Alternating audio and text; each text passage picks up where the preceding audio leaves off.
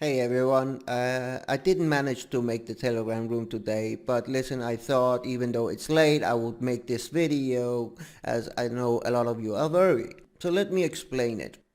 If your account was deleted, it was because there were some issues, and instead of using a lot of time finding out who and what and so on, they deleted all accounts or most of them. So you just need to re-register again. So make sure to clear your cache and delete the cookies before you try to open the website. It's very important. Now you have only a private wallet option and you have the Livecoin option. And that's because before they called it failed wallet and verified wallet, and it wasn't that good. So now they only have something called private wallet, and then they have the Livecoin option. So what should you choose? Well, that depends on your case. If you have a private wallet with no transactions whatsoever after January 18, you can go for the private wallet option. If you have a private wallet that also receives tokens after January 18, but they were bought before January 18, you need to go with the Livecoin option. If you have private wallet with both tokens bought before January 18 and you bought after January 18, you still need to go with the Livecoin option. They will ask you to only inform them about how many DIG do you have in the wallet that was bought pre-January 18 and not the total. If you only have all your tokens on Livecoin, you need to go for the Livecoin option.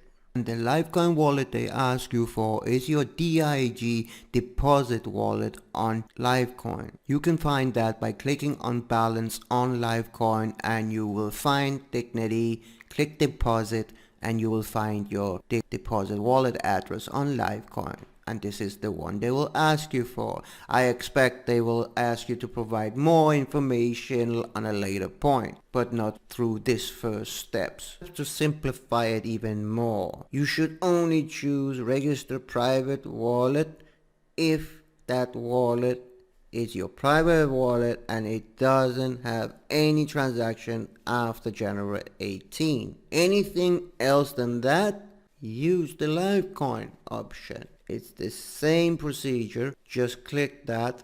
I will only show this with the private wallet because it looks exactly the same for the one called Livecoin wallet.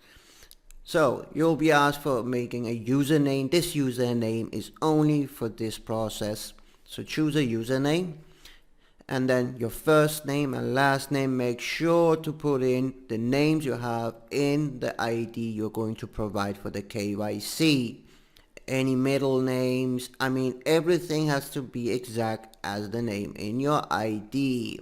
If you got married and you got a new surname, you need to use the one in your ID. Doesn't matter if your wife will be mad if you're using your old name, but if you didn't get a new passport, because I know some of you didn't, you need to use what is on your ID. And what it says on your bill, on your either your bank statement or your utility bill in the KYC. But then you choose your country, and then if you are accredited investor or not, and we did already speak about this in my last video, just be honest. Your email address, the best thing you can do is to use it with a Gmail. It's that with most people experiencing not so many issues with. And then a password, and confirm the password. Remember the password, you need a upper class letter and a lower class, and you also need a number as minimum. And then it will ask you for either your private wallet number 1, number 2, and number 3. You can report up to 3 private wallets. You can copy paste your wallet address, but the amounts you need to type it in manually and no comma or anything else. What most people have success with, according to these guys, is no decimals.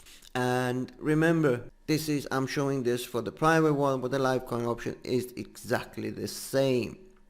Remember to click agree on the terms and conditions. and then choose you're not a robot. If you're not a robot, sometimes we think I am a robot. And then click register.